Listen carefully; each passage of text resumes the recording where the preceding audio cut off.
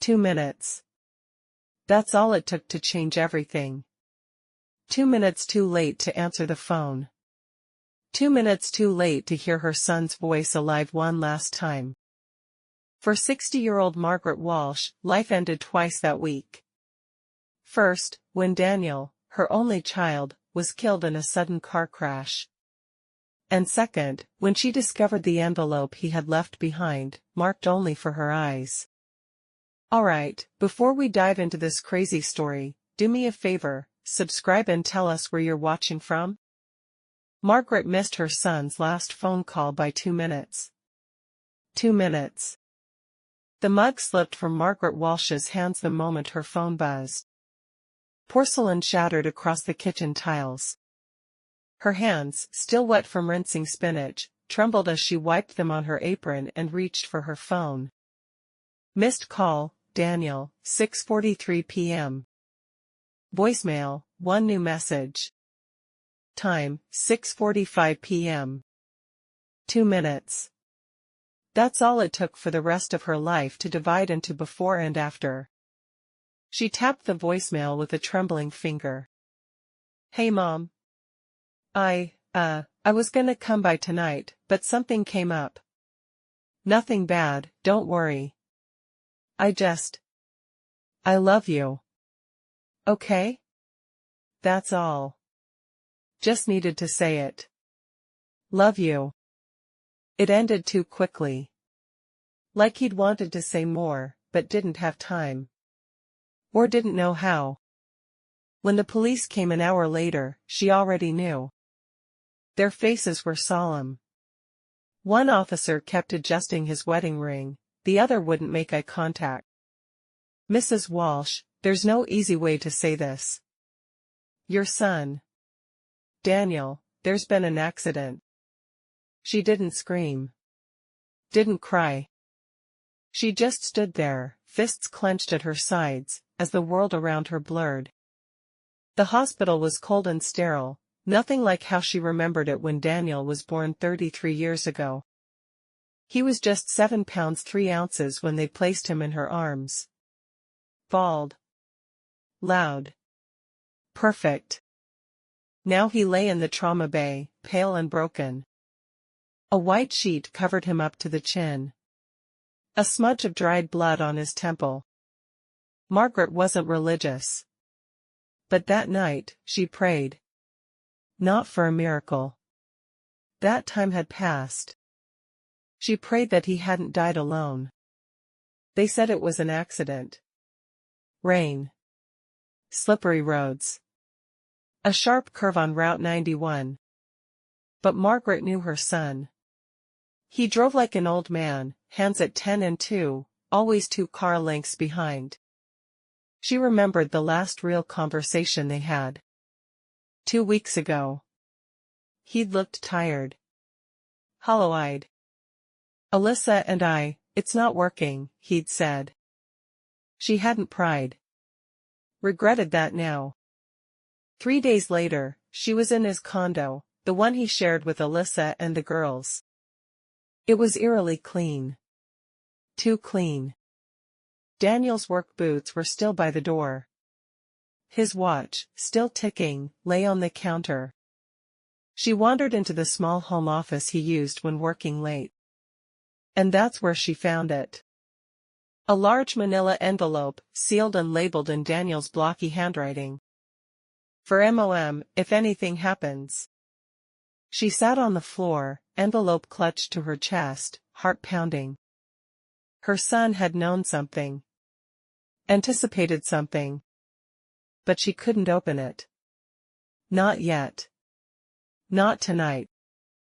The weight of her grief and fear wrapped around her like a vice. All she could do was sit in the darkness of his office, rocking slightly, and whisper. I'm so sorry I missed your call. He never told her what was in the envelope.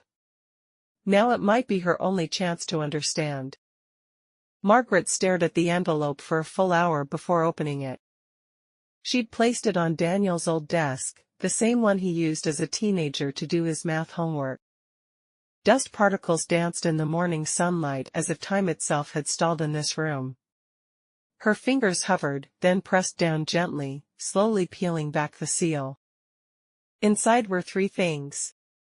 1. A thick draft document titled Last Will and Testament, Daniel R. Walsh, unfiled. 2. A yellow post-it note with the words, Mom, trust your gut. You always knew who people really were. 3. A USB drive labeled in black marker, Lucas recording, March 12. She didn't know what hit her harder, the presence of the will, or the voice of her dead son still guiding her from beyond. The draft was dated just 3 weeks ago. Her hands trembled as she flipped through the pages. He had left everything, his savings, the house, and custody of the girls, to her. Not to Alyssa, his wife of 9 years. Not even jointly. Just her. Margaret blinked, stunned. The draft bore his handwriting in the margins. Notes like, Alyssa's slipping. Not stable. Mom will keep the girls safe. Don't trust her with Ella's therapy sessions. Each note was a dagger, cutting into Margaret's carefully maintained denial about her daughter-in-law. She had noticed the signs, the tired eyes of the girls, Alyssa's growing distance, Daniel's unspoken exhaustion. But she'd chalked it all up to marital stress. Work. Kids. Life. Now? Now, she couldn't ignore it anymore. She clicked the USB into Daniel's old laptop. The screen flickered. A video file popped up. She hit play. Daniel sat in his car, seatbelt strapped across his chest. He looked tired. Worn down. Not like himself. If you're watching this, something happened. I'm not crazy, Mom. I know it sounds paranoid, but Alyssa's not the person she used to be. Something's going on. She's detached. Cold. Keeps saying things about needing to start over, like the girls are just baggage. He paused, looking away. I've been trying to document stuff. In case things get ugly. I want custody. I'm working on a will. If anything happens, I need you to protect them. Please. The video ended. Margaret sat in stunned silence, hands covering her mouth, heart jackhammering. Her son had feared for his daughters. Feared his own wife. And now, he was dead. That afternoon, she went to Alyssa's house for a visit. Her daughter-in-law greeted her with an oddly tight smile and a glass of wine already in hand, even though it was barely 1 p.m. The girls were watching TV in the living room. The sound was too loud, masking their muted voices. You okay? Margaret asked cautiously. Alyssa shrugged, sipped her wine. Tired. Still so much to handle. Sorting the finances, life insurance, the house. She trailed off and looked at Margaret, her eyes sharp behind a practiced sorrow. By the way, did Daniel ever talk to you about, like, a will or anything? Margaret's chest tightened. She managed a small shake of her head. No, he never mentioned one. Technically, it wasn't a lie. Alyssa smiled politely, but something flickered behind her eyes. Doubt? Calculation? Margaret knew that look. She'd seen it on the faces of mothers fighting for custody during her years as a paralegal clerk. It was the look of someone who knew exactly what she wanted, and didn't care who got hurt in the process. That night, back home, Margaret locked the will and USB in a fireproof box under her bed. She sat at her dining table, hands cradling a mug of untouched tea. She felt the shift. Subtle but irreversible. She was no longer just grieving. She was preparing. Preparing to uncover what Daniel feared. Preparing to protect the only family she had left. Everyone grieves differently. But some don't grieve at all. Margaret arrived at the church early, clutching a small framed photo of Daniel at age 10, grinning in his Little League uniform. The funeral director greeted her gently and gestured toward the front pew. She sat alone. The pew creaked beneath her, echoing in the silence of the nearly empty church. Alyssa was late.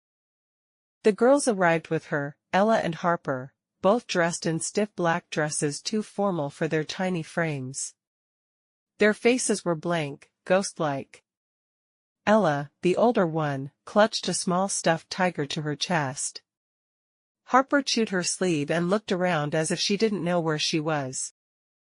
Alyssa entered in a sleek black designer dress and dark sunglasses. She wore heels. Her nails were freshly done. Her phone, Margaret noticed, was never out of reach. She made no effort to greet Margaret, only nodded and sat beside her daughters, checking her reflection in a compact mirror before the service began. The eulogies were simple. Work friends spoke of Daniel's dedication, his loyalty. His boss cried as she recounted how he once stayed at the office until midnight to help a coworker meet a deadline. No one mentioned Alyssa. She didn't speak. Margaret was the last to stand. Her hand shook as she unfolded the paper she had spent 3 sleepless nights writing. My son, she began, voice trembling, was quiet. But when he loved, he did it fiercely. And above all else, he loved being a father. Alyssa's phone buzzed during the speech. She glanced down and smirked at the screen. Margaret's stomach twisted. Later, at the reception, Margaret noticed the children were missing. She found them in the church garden, alone. Ella sat on the stone bench, eyes puffy. Harper was plucking petals from a flower and whispering to herself. Sweethearts, Margaret said gently, kneeling. Are you okay? Ella shrugged. Mom told us not to cry today. Why not? She said crying makes people ask questions, Ella said, without looking up. And she hates questions. Margaret's breath caught in her throat. That evening, Margaret visited Alyssa's house with a casserole dish and a flicker of hope. She wanted to talk, to offer help, support, anything. Alyssa opened the door, phone pinned between her shoulder and ear. Just drop it on the counter, she said, motioning toward the kitchen. Margaret walked in, scanning the living room. Toys were piled in one corner, dusty and untouched. A wine glass stood half full on the coffee table. A suitcase sat near the door, half packed. Alyssa, Margaret said slowly, do you need help with anything? Alyssa hung up and turned, expression unreadable. Actually, yeah. I've been thinking. It's too hard to stay here with all the memories, you know? Margaret nodded carefully. So, I'm moving. Taking the girls to Houston. My cousin has space. Fresh start. Margaret froze. You're leaving?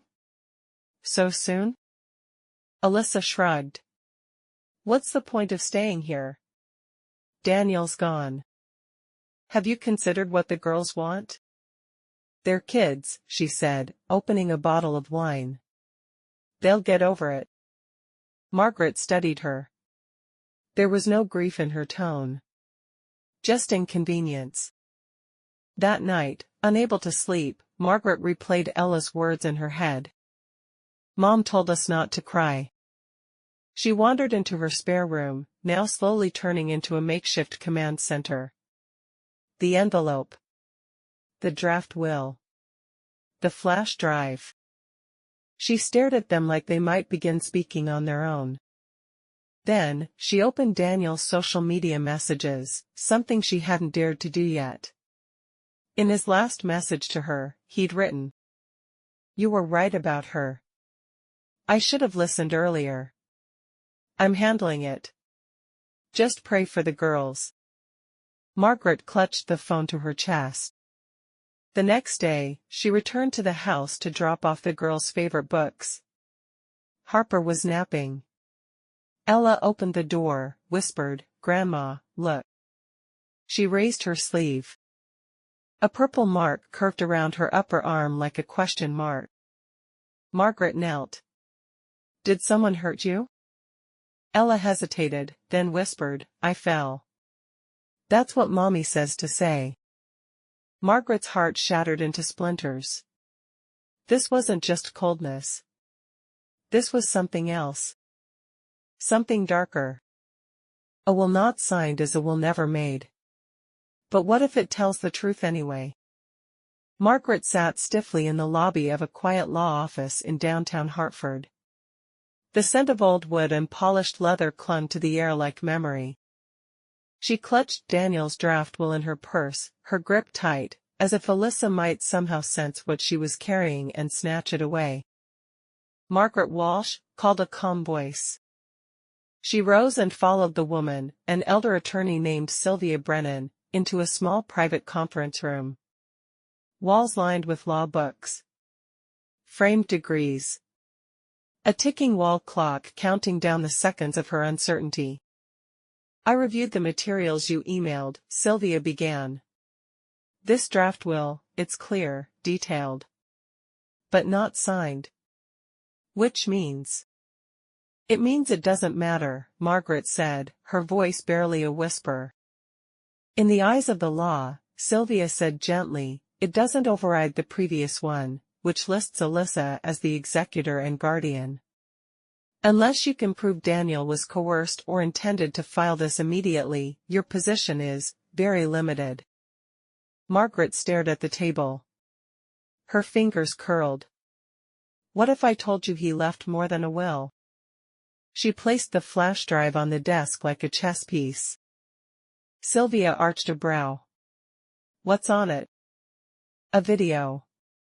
He was afraid for his girls. Said Alyssa had changed. That she wasn't safe." Sylvia leaned forward. "That could be something. Not legally binding as a will, but potentially admissible in a custody hearing, if things get serious." "They're already serious."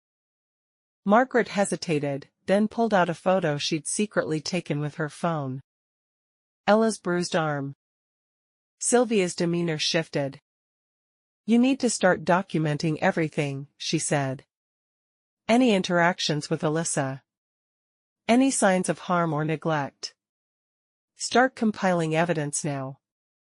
Because if she plans to move those girls out of state, and you don't act, it'll be almost impossible to get them back." That night, Margaret couldn't sleep. She lay in bed staring at the ceiling, Sylvia's words echoing in her head. If she moves them, it's over. A storm rattled the windows. Rain lashed against the glass like warning knocks. She got up and went to Daniel's old room, her evidence room now. Laid everything out like a case file. The draft will. The video. Ella's whispered confessions. The photos. Her own growing suspicions. And something new, Daniel's banking app. She hesitated before logging in. He had once shown her the password, joking that if I ever disappear, at least someone can cancel Netflix. Her hand shook as she typed, Lucas 1976. The account opened.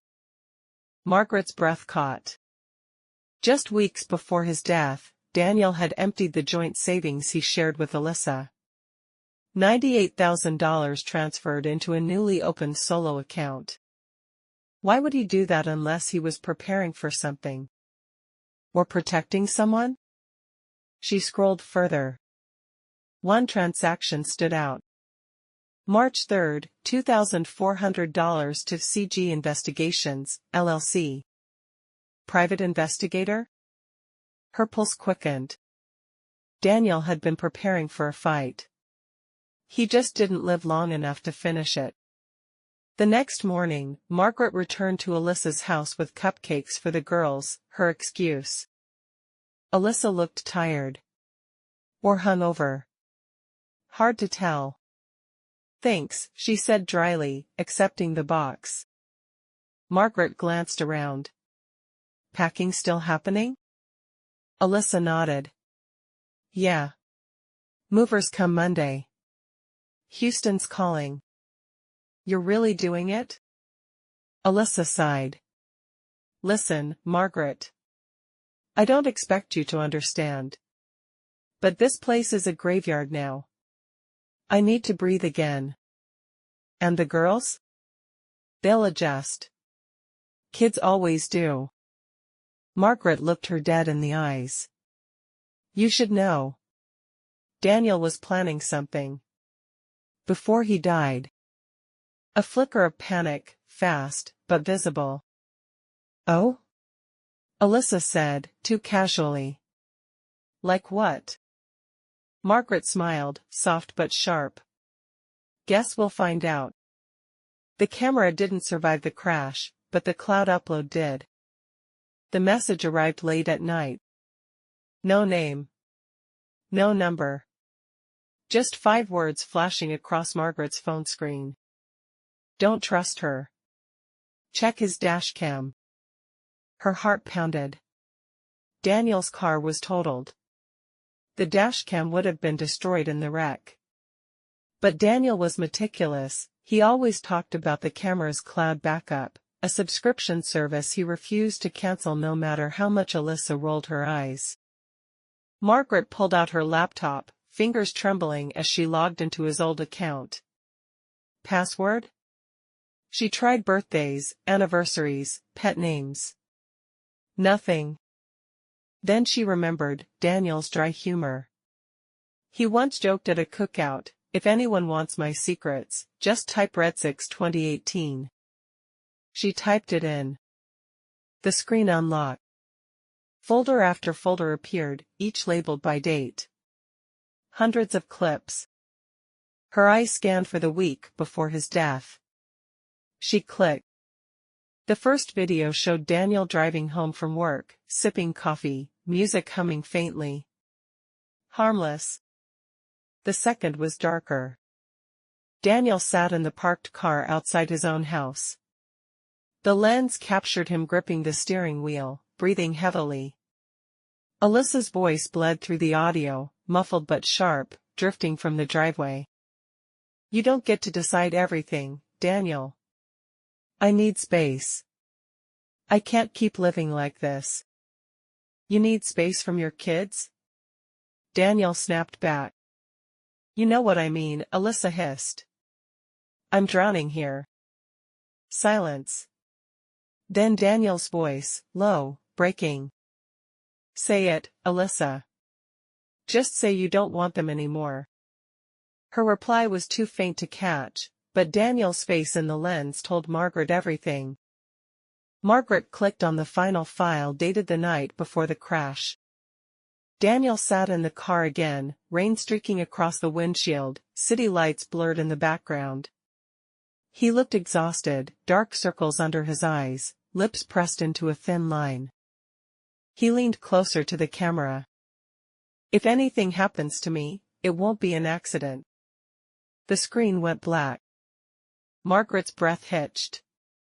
The words echoed in her chest like a curse. The next morning, she printed screenshots and saved copies to a separate drive. Evidence. Proof. But as she left her house to run errands, she noticed something unsettling.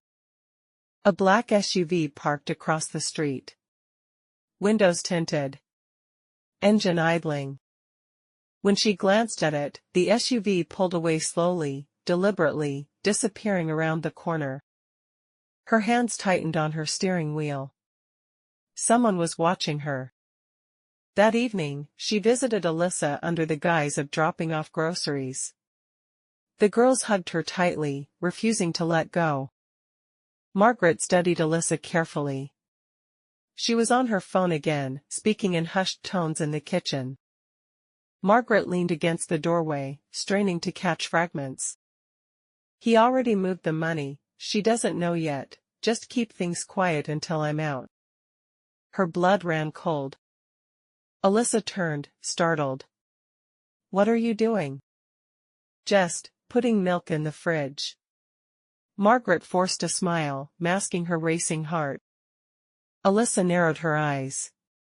For a moment, it felt like she knew, like she could see through the pretense. But then she shrugged, turning back to her call. That night, Margaret replayed Daniel's dashcam clips over and over, imprinting every detail in her mind. Her son had left her a map. She just needed to follow it. She whispered into the empty room, tears burning her cheeks. Don't worry, Danny. I heard you. I'll protect them. I swear. What if she wanted the kids only to control what he left behind? Margaret sat at her dining table, the glow of her laptop painting her face in pale light. The dashcam folder labeled PI evidence stared back at her, locked behind a password she couldn't crack. It was proof of something, proof Daniel had been preparing, but for now, it was beyond reach. So she focused on what she could do. Sylvia's words echoed, document everything. That morning, she bought a tiny nanny cam disguised as a digital clock and slipped it into her purse. Later, when Alyssa wasn't paying attention, she set it on the shelf in the living room, its lens facing the couch where the girls often sat. Another camera went inside the teddy bear Margaret had given Harper last Christmas.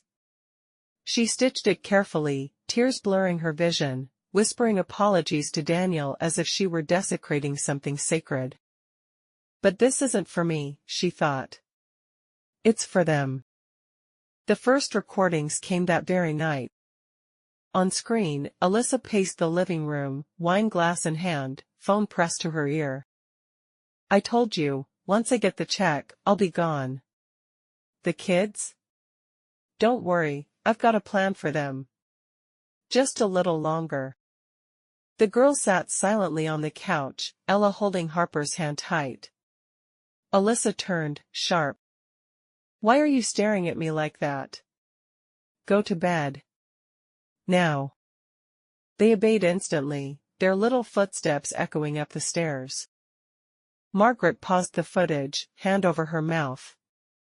Alyssa's words weren't just careless, they were chilling. A plan for them?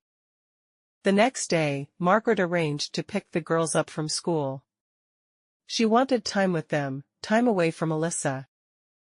As they drove, she kept her voice calm. How are things at home, sweetheart? She asked Ella, who sat quietly in the back seat. Ella hesitated, looking out the window. Mom says we're moving. To Texas. Margaret's hands tightened on the wheel. How do you feel about that? Ella's lip trembled. I don't want to leave Daddy's treehouse. Or you. Harper piped up from her booster seat, Grandma, can we stay with you instead? Margaret's throat closed. She couldn't promise, not yet. Not without the law on her side. But inside, her vow deepened, she would never let them go. That night, Margaret checked the camera footage again. This time, Alyssa was on the phone with someone new. A man's voice echoed faintly through the speaker. You have to be patient, he said.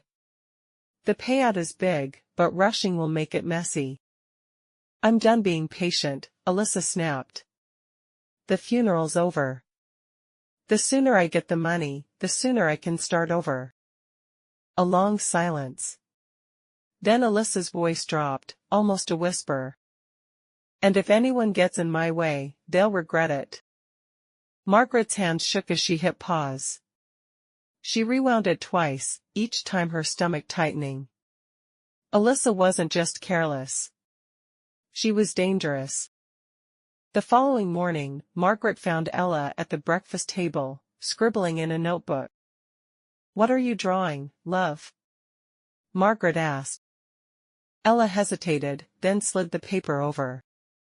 It was a child's sketch, crude, but unmistakable. A little girl crying in the backseat of a car. A woman at the wheel, hair scribbled in black. Why did you draw this? Margaret asked softly. Ella whispered, Mom said we're leaving at night. She said we can't tell anyone. Not even you. Margaret's chest ached.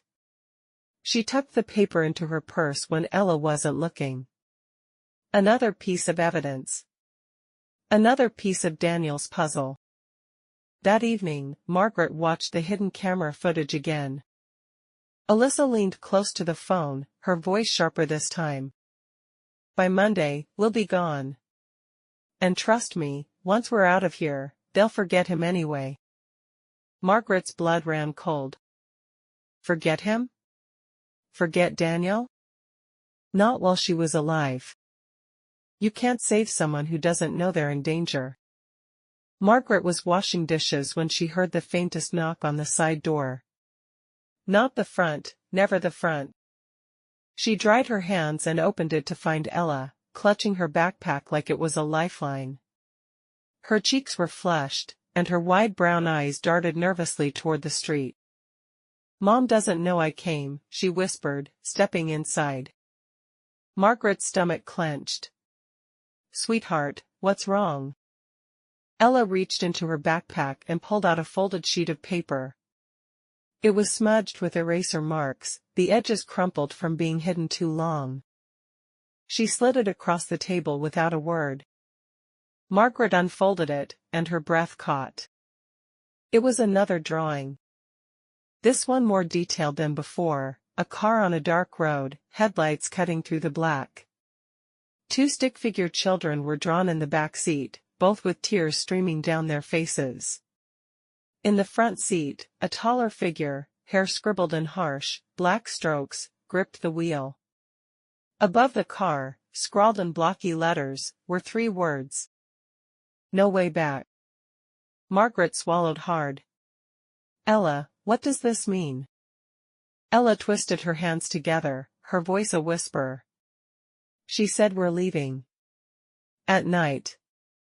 She said we can't come back once we go. That Grandma will forget us. Tears pricked Margaret's eyes, but she forced her voice to stay steady. I will never forget you. Do you hear me? Ella nodded, but her shoulders sagged, as though she'd been carrying a secret too heavy for her small frame. Margaret pulled her close, pressing a kiss into her hair. She smelled faintly of crayons and strawberry shampoo. This is what Daniel feared, Margaret thought. This is why he trusted me, not her.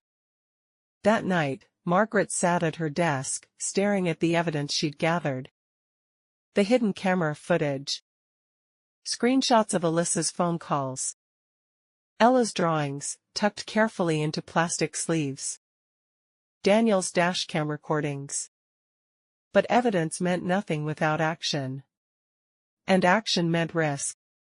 If Alyssa caught on too soon, she could take the girls before Margaret had the chance to intervene. She needed a plan, and time was running out. The next evening, Margaret stopped by Alyssa's house again, under the pretense of dropping off lasagna. The girls rushed to hug her, but Alyssa's sharp voice cut in.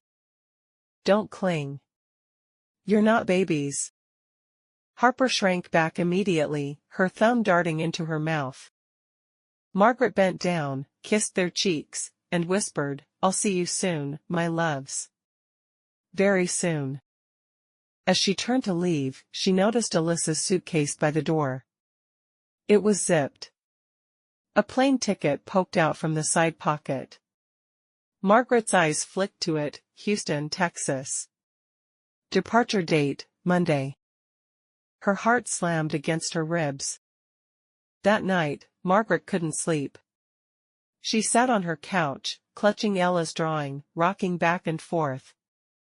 Every sound outside made her jolt, every passing car, every gust of wind rattling the shutters. Then her phone buzzed. A new message from the same anonymous number that had told her about the dashcam. She's leaving sooner than you think. Watch tonight. Margaret froze, staring at the glowing screen in the dark. She rushed to her laptop, pulling up the nanny cam feed. At first, the footage was normal, Alyssa scrolling on her phone, pouring herself wine. Then a phone call. Yes, tickets are ready. We'll drive out late, less attention. By Tuesday, no one will find us. The glass clinked. A pause. No, the girls won't be a problem. Trust me. They'll do what I say. Margaret's hand flew to her mouth. Her son's widow wasn't just unstable, she was plotting to vanish with the girls. The clock ticked past midnight. Margaret sat rigid, her house cloaked in silence, the faint hum of the nanny cam the only sound. She pressed a hand over her pounding heart and whispered into the dark. Daniel, give me strength. Because I won't let her take them. She wouldn't dare take the girls in the middle of the night, or would she? It was 2:17 a.m. when the text came. She's moving tonight. Watch the house. Margaret's eyes snapped open. She hadn't really been asleep, just drifting in the uneasy haze of someone waiting for something bad to happen. She slipped on her cardigan, grabbed her car keys, and drove the 3 blocks to Alyssa's house, parking 2 doors down in the shadows. The neighborhood was still. A dog barked once, then quieted. Streetlights buzzed faintly. And then Margaret saw it, movement. The glow of the porch light flicked on. Alyssa stepped outside, dragging 2 suitcases across the lawn. The girls followed, half asleep in pajamas, clutching their blankets. Margaret's chest tightened. Harper tripped over the hem of her nightgown, stumbling. Alyssa yanked her arm roughly. Keep moving, she hissed.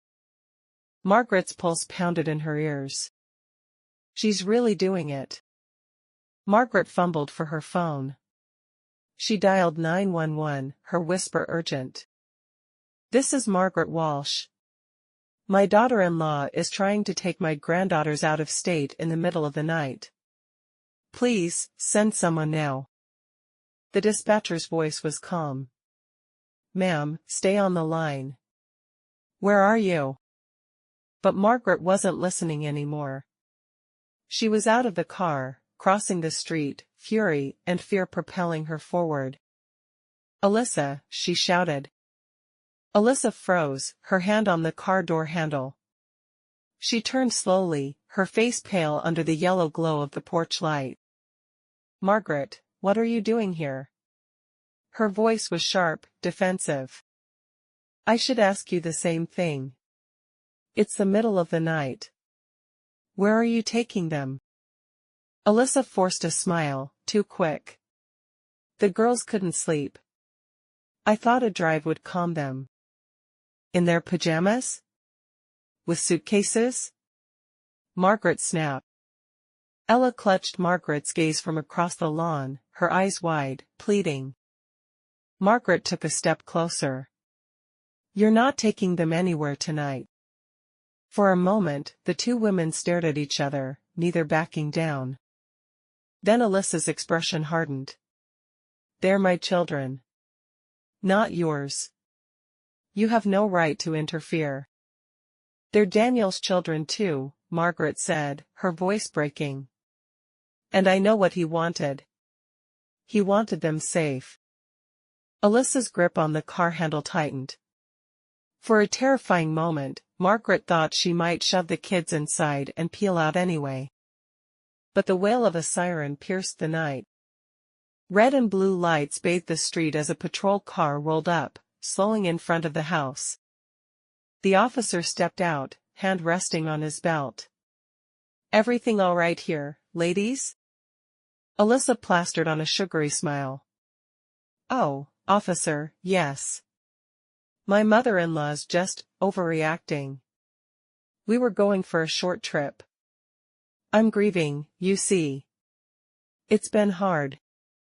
Her voice quivered, practice. Margaret stepped forward. She was leaving with the girls. At 2 a.m. With packed suitcases.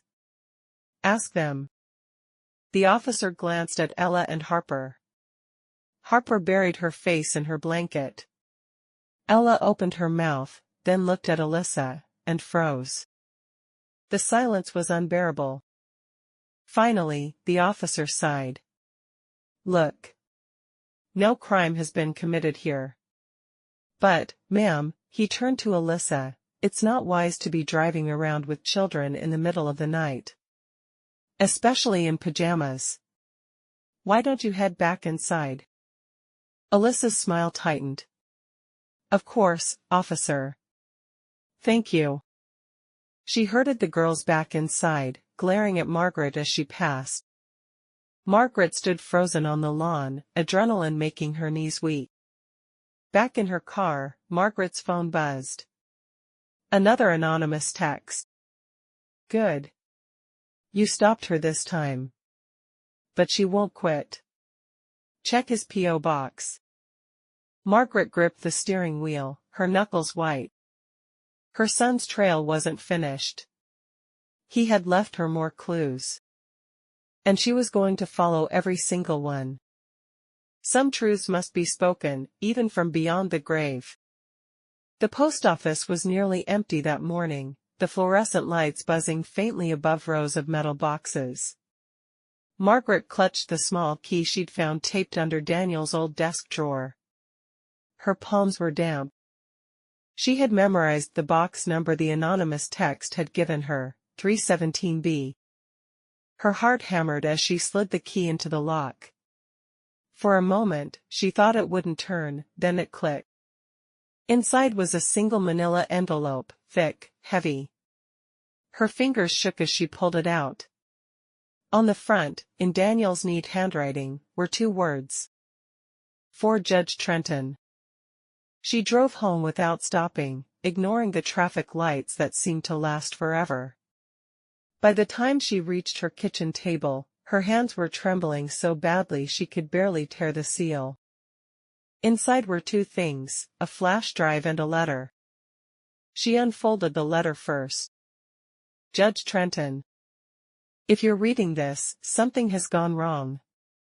I don't know how much time I have, but I need this on record. Alyssa isn't stable. She's been neglecting the girls, and worse, she talks like they're obstacles, not children. I've seen things, heard things, that make me fear for them. I'm trying to gain custody, but I don't trust her not to sabotage it. If anything happens to me, please see that my mother has guardianship. She is the only one I trust to protect them. The girls deserve better than what Alyssa is planning. Daniel R. Walsh. Margaret pressed the letter to her chest, tears spilling down her cheeks. It was confirmation of everything she had feared, everything Daniel had tried to warn her about. She wiped her eyes and plugged in the flash drive. The screen flickered to life, revealing a video file. Daniel appeared, sitting at his desk, looking directly into the camera. His face was tired, but resolute. Judge Trenton. If you're watching this, I didn't make it to court. I need you to understand, I am not paranoid. Alyssa is, she's different. Cold. Detached. She leaves the girls alone for hours. Sometimes I come home and they're hungry, crying, and she's gone. When I confront her, she says I'm smothering her. But I've seen the messages on her phone. She's planning a new life. Without us. He paused, running a hand over his face. His voice cracked. I'm scared she'll hurt them. Not physically, not yet. But she doesn't see them as children anymore. She sees them as baggage. Please, if anything happens, give my mom custody. Please. The video ended abruptly, the screen going black. Margaret sat frozen, staring at her son's face on the screen. It was like he was still alive, still speaking, still fighting for his daughters even from beyond the grave. But the weight of it crushed her. If this was what he had left behind, then maybe he'd known he wouldn't live long enough to fight for them himself. She whispered into the empty kitchen, voice shaking. I hear you, Danny. I'll finish what you started. I promise. That evening, Margaret went back to Alyssa's house to check in. She kept her tone light, hiding the storm inside her. The girls hugged her fiercely. Ella pressed a folded slip of paper into her hand when Alyssa wasn't looking. Later, in her car, Margaret opened it. In shaky child's handwriting, it read, "Please don't let her take us." Her chest tightened until she thought it might shatter. The only thing stronger than a mother's instinct is a son's last wish. Margaret sat in the courthouse parking lot, her hands gripping the steering wheel so tightly her knuckles ached. The flash drive was in her purse, along with Daniel's letter to Judge Trenton. It felt heavier than stone. She had rehearsed what she would say all night, whispering in the dark to the shadows in her bedroom. But now, with the courthouse looming before her, her courage trembled. What if the judge dismissed her? What if Alyssa found out before Margaret had a chance to act? But then she remembered Ella's small, shaking hand slipping that note into hers.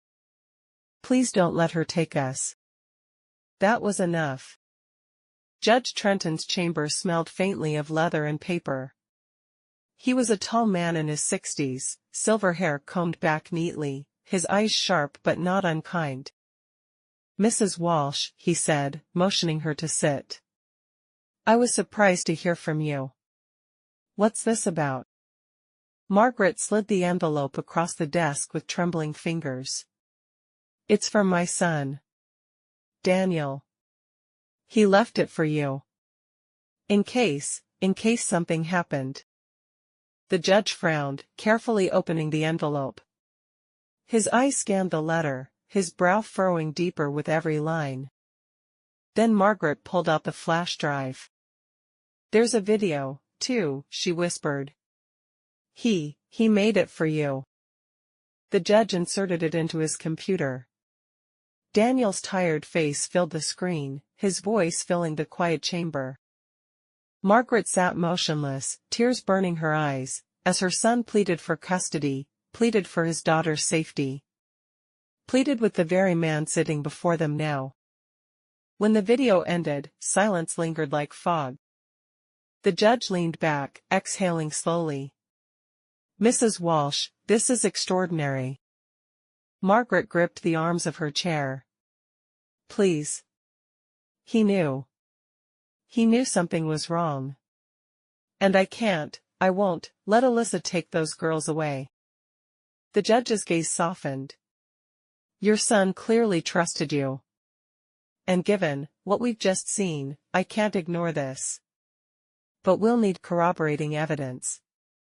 A letter and video are powerful, but family court deals in hard proof." "I have proof," Margaret said quickly. "Recordings. Photos. The girls' words. I've been documenting everything." The judge studied her carefully, then nodded. "Bring it all to me. If what you're saying is true, we may be able to file for an emergency hearing." As Margaret left the courthouse, relief and terror swirled inside her.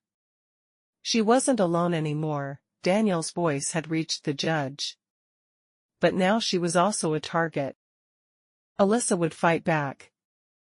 Hard. That evening, as Margaret pulled into her driveway, she noticed something odd. A car already sat in front of her house.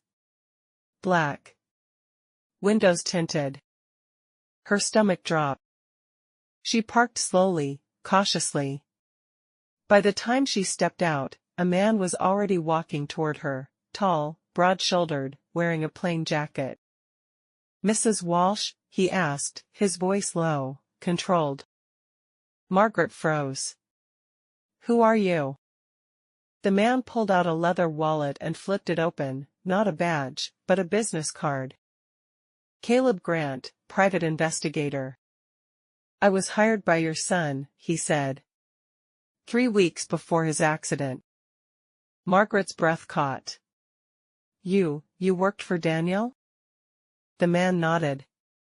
"He was worried. He gave me instructions in case something happened to him." And Mrs. Walsh.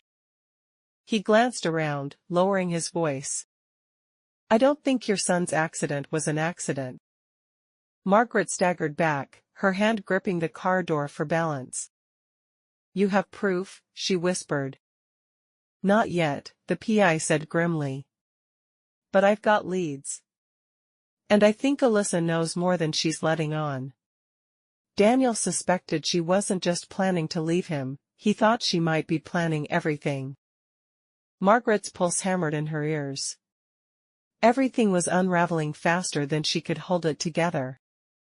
But now she had two things Daniel had never had in his fight, a judge willing to listen, and an ally who was still alive. He feared enough to hire help. But did the help come too late? Margaret ushered Caleb Grant, the private investigator, into her living room. He carried a worn leather briefcase and moved with the calm precision of someone used to dangerous truths. Your son hired me on March 3rd, he began, sitting across from her. Said he needed documentation, quietly. He was preparing for a custody battle. He thought his wife was hiding something. Margaret clutched her tea mug so tightly she thought it might shatter. And was she? Caleb opened his briefcase and spread photos across the coffee table. Each one landed like a blow. Alyssa, in a dimly lit bar, laughing with a man who wasn't Daniel. Alyssa, handing over papers at a bank, alone, no children in sight. Alyssa, at a motel off the highway, the same man's arm looped around her shoulders. Margaret's chest burned. He suspected her of cheating. Caleb nodded. But it was more than that. He pushed forward another photo, this one of Ella and Harper sitting in the back seat of a car, unsupervised, Alyssa's empty wine bottle visible in the front cup holder. She left them in the car while she was inside with him, Caleb said quietly. Happened more than once. I documented 3 instances in 2 weeks. Margaret's hands shook as she pressed them to her face. Dear God. Caleb leaned in. Daniel was ready to take this evidence to court. But before he could, the accident happened. Margaret looked up sharply. You don't believe it was an accident? I don't, Caleb admitted. There are too many red flags. The brake lines in his car were listed as intact in the initial crash report. But a second look I pulled, quietly, showed irregular markings. Like they'd been tampered with. The report was corrected 2 days later. Margaret's pulse thundered in her ears. You're saying someone. I'm saying, Caleb interrupted gently, that your son was days away from exposing Alyssa. And then he ended up dead on a wet road where his brakes failed. I don't believe in coincidences like that. Margaret rose, pacing, her hands wringing together. She's moving the girls. She's trying to disappear. If she did this to Daniel, what's stopping her from? Her voice broke. She couldn't finish the thought. Caleb's jaw tightened. Which is why you need to act fast. I can give you copies of everything I've got. Photos, timestamps, bank records. Enough to raise serious questions. He handed her a thick folder. Margaret's hands trembled as she opened it. Inside were documents Daniel must have asked Caleb to collect. Bank transfers from Daniel's joint account with Alyssa to her separate hidden account in Houston. Text messages between Alyssa and the unknown man, once the money clears, we're free. Receipts for hotel stays, all within driving distance, none involving Daniel. It was overwhelming. Proof of betrayal. Proof of neglect. Proof that Daniel had been right all along. Caleb's voice cut through the storm in her head. Mrs. Walsh, Daniel wasn't just fighting for custody. He was fighting to protect his daughters from a woman who was preparing to leave them behind if she had to. Margaret sat heavily, clutching the folder to her chest. He knew, he knew. That's why he left me everything. That's why he didn't trust her. Her throat ached with grief and fury. Caleb leaned forward.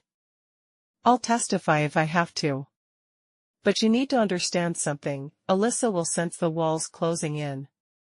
People like her don't go down quietly. If she realizes you're building a case, she'll panic. And when she panics, she'll be dangerous. The clock ticked in the silence of the living room. Margaret's whole body trembled, but her voice was steady when she finally spoke. Then we don't give her the chance. We use this. We go to the judge. And we protect those girls at all costs. Caleb nodded once, his expression grim. That's exactly what your son wanted. Sometimes, the payout is worth more than the love. Margaret spread Caleb's files across her kitchen table like a crime board, every page screaming betrayal. Bank records, motel receipts, surveillance photos. The pieces were forming a pattern, but one detail nagged at her, the why. Why would Alyssa risk everything? Why so desperate to vanish? Caleb slid another document toward her. This is why. Margaret frowned. What am I looking at? Life insurance, Caleb said grimly. A $1.5 million policy Daniel took out 4 years ago. Standard coverage through his firm. Alyssa is the sole beneficiary. Margaret's heart stuttered. But, she filed a claim already? Caleb nodded. Same day he died. Margaret recoiled. The same day? She called the insurance company before the death certificate was even issued. Tried to fast-track it. I've got the recordings. Margaret pressed a hand over her mouth, bile rising in her throat. Her son's body hadn't even been buried before Alyssa was reaching for his money. Caleb leaned forward, voice low. That's not grief. That's strategy. Margaret closed her eyes, remembering the funeral, Alyssa's polished nails, her forced tears, the way she'd checked her phone during the eulogy. She wasn't mourning. She was calculating. That night, Margaret sat in her darkened living room, the insurance paperwork spread before her. The girls were asleep upstairs. She had begged Alyssa to let them stay the night, promising pancakes in the morning. Alyssa, with a smirk, had agreed, almost too easily. Margaret stared at the ceiling, the weight of it all crushing her. She doesn't just want out. She wants the money. She wants freedom. And the girls, they're in the way. Her phone buzzed. Another message from the anonymous number. Insurance money is the key. Check the crash report again. Margaret's hand shook as she dialed Caleb. By morning, he was at her door, holding a thick folder. I pulled the crash file. And you're not going to like it. He spread the photos across her counter, Daniel's mangled car, twisted metal glinting in the rain. The first report said mechanical failure. But the second, after I requested a copy, listed tampered brake lines. Then, 2 days later, it was revised again. Stripped clean. Just says weather-related. Margaret's stomach turned. Tampered? Are you saying? Caleb cut her off gently. I'm saying somebody wanted it to look like an accident. And the insurance company? They don't pay out on suspicious deaths. Alyssa knows that. Which means she's pushing hard to make this look clean. Margaret sat heavily at the table, staring at the papers. Daniel's voice echoed in her head, if anything happens to me, it won't be an accident. Her son had known. And now, every scrap of evidence pointed to Alyssa, cheating, scheming, chasing money. Margaret whispered, more to herself than to Caleb, she killed him. Didn't she? Caleb didn't answer. He didn't have to. That evening, Margaret drove the girls back to Alyssa's house. She lingered on the porch, watching as Alyssa signed for a FedEx envelope delivered by a courier. Her daughter-in-law barely glanced at her before tearing it open. Inside was a letter stamped with the seal of Hartford Mutual Life Insurance. Alyssa's eyes scanned the page, and for the first time, Margaret saw her mask crack. Her lips curled into a cold, triumphant smile. "Good news?" Margaret asked, her voice deceptively casual. Alyssa folded the letter quickly, hiding it under her arm. "Just paperwork. Don't worry yourself." But Margaret saw the glint in her eyes. Victory.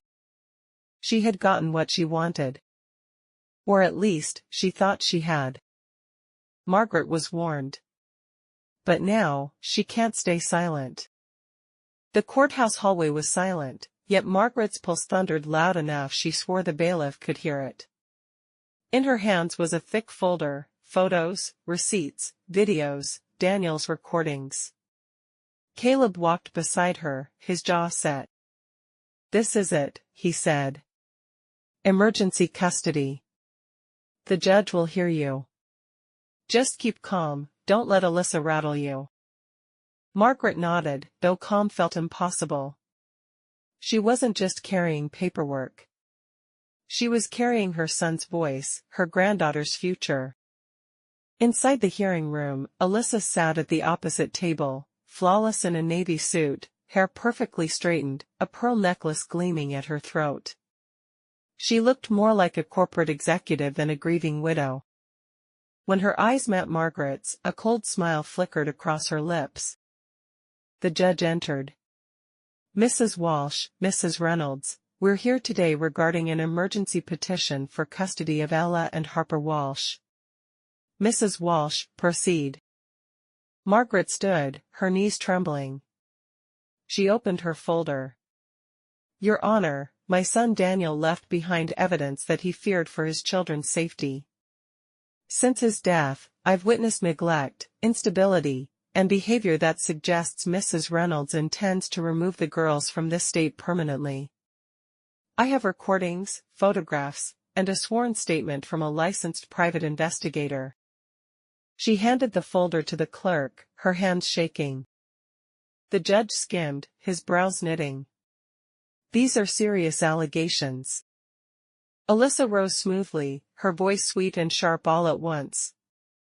"Your Honor, this is absurd. My mother-in-law has been interfering with my family since the funeral. She's trying to replace me, to steal my children because she can't accept that Daniel chose me." She placed a hand delicately on her chest. "Yes, I've struggled. I lost my husband. Who wouldn't struggle? But moving the girls is about healing. About family support in Texas. Not running away." Her voice cracked in practiced grief. Margaret clenched her fists. It was an Oscar-worthy performance, and the judge looked uncertain. Caleb leaned over, whispering, "Show him the drawings." Margaret hesitated, then pulled out the sketches Ella had given her, the crying girls in the car, the words "and a way back." "These were made by my granddaughter, Ella," Margaret said softly. "Children don't lie about fear." The judge studied them for a long moment, expression unreadable. When the hearing ended, the judge didn't give a ruling. Instead, he said, "I'll review all documentation overnight. Tomorrow morning, I'll announce my decision." Alyssa's eyes narrowed like blades. As the courtroom emptied, she drifted close to Margaret, her perfume sharp and cloying. She leaned in, her words a whisper only Margaret could hear. "If I can't have them," she murmured, voice like ice, "no one will." Margaret froze, her heart lurching. She turned to face her, but Alyssa had already stepped away, her face arranged back into perfect composure for the hallway. Outside, Caleb gripped Margaret's arm. "What did she say?" Margaret's throat felt tight, but she forced the words out. "She threatened me. she threatened the girls. Caleb's jaw tightened. Then we need protection in place. Tonight. I'll call a contact in CPS, see if we can get someone to check on them before the ruling. Margaret nodded numbly. She wanted to scream, to break something, but all she could think about were Ella and Harper, two small girls, trapped in the middle of a war they didn't ask for. That night, Margaret sat at her kitchen table again, the silence pressing against her like a weight. She opened Daniel's voicemail, the one she had listened to 100 times since his death. "Hey Mom. I love you. Okay? That's all. Just needed to say it." She pressed the phone to her chest, whispering, "I love you too, Danny. And I'll save them. I swear it." She walks into court with one thing in her purse, her son's truth. The courthouse was packed the next morning. Lawyers shuffled papers, voices murmured in low tones, the air heavy with anticipation. Margaret sat at her table, clutching Daniel's flash drive in her purse as though it were a sacred relic. Across the aisle, Alyssa looked flawless, dark tailored suit, diamond studs, hair pinned neatly. But her smile was thinner than before, her eyes restless. She was cracking. Judge Trenton entered, gavel striking once. "We reconvene in the matter of custody for Ella and Harper Walsh. Mrs. Walsh, proceed with your final evidence." Margaret stood, her palms damp. Her voice trembled at first, but steadied as she looked toward the judge. "Your Honor, before his death, my son feared for his children. He recorded himself, left a letter, and even hired an investigator. This is his voice, speaking not only as a father but as a man who knew his life was at risk." She gestured to Caleb, who carried the laptop forward. The clerk set it up for the court. The lights dimmed slightly as the screen flickered. Daniel's face filled the monitor. His tired eyes, his voice breaking as he said, "I'm scared she'll hurt them. Please, if anything happens, give my mom custody." Gasps rippled through the courtroom. Even the judge leaned forward. When the video ended, silence fell like a stone. Alyssa shot to her feet. That doesn't prove anything," she snapped. Her voice rose, shrill. "He was paranoid. He was jealous, controlling. You can't take the word of a dead man." "Mrs. Reynolds," the judge said firmly, "you will sit down." She slammed back into her seat, her hands trembling. Caleb rose next. He placed photographs on the projector screen, Alyssa at the motel, Alyssa leaving her children in the car, Alyssa signing hidden bank documents. He spoke calmly, methodically, his deep voice carrying weight. "Your Honor, I was hired by Daniel Walsh 3 weeks before his death. He suspected his wife of infidelity and negligence. My investigation confirmed both. These are surveillance photos, bank records, and timestamps. They paint a clear picture. Alyssa Reynolds was preparing to abandon her family while collecting life insurance money from her husband's death." The judge's expression hardened. Margaret then handed over Ella's drawings. The childish sketches glowed on the big screen, 2 girls crying in the back of a car, the words "No way back" scribbled above. "These are from my granddaughter," Margaret said softly. "They may not be legal documents, but they are the truth from a child too afraid to speak." The courtroom went silent again, the drawings more damning than words could ever be. Finally, the judge turned to Alyssa. "Do you have anything to say in your defense?" Alyssa rose slowly, her composure fracturing. Her lips trembled, but not with grief, with fury. "They're my children. Mine. You don't know what it's like, being trapped, suffocated. Daniel ruined my life. And now his mother wants to take them from me too?" Her voice cracked, venom spilling out. He deserved what happened. Do you hear me? He deserved it. The courtroom erupted in gasps. Margaret's blood turned to ice. The judge slammed his gavel. Order! But before silence could return, the doors at the back of the courtroom burst open. 2 uniformed officers strode in. Behind them, another man, the very one from Caleb's surveillance photos, Alyssa's secret lover.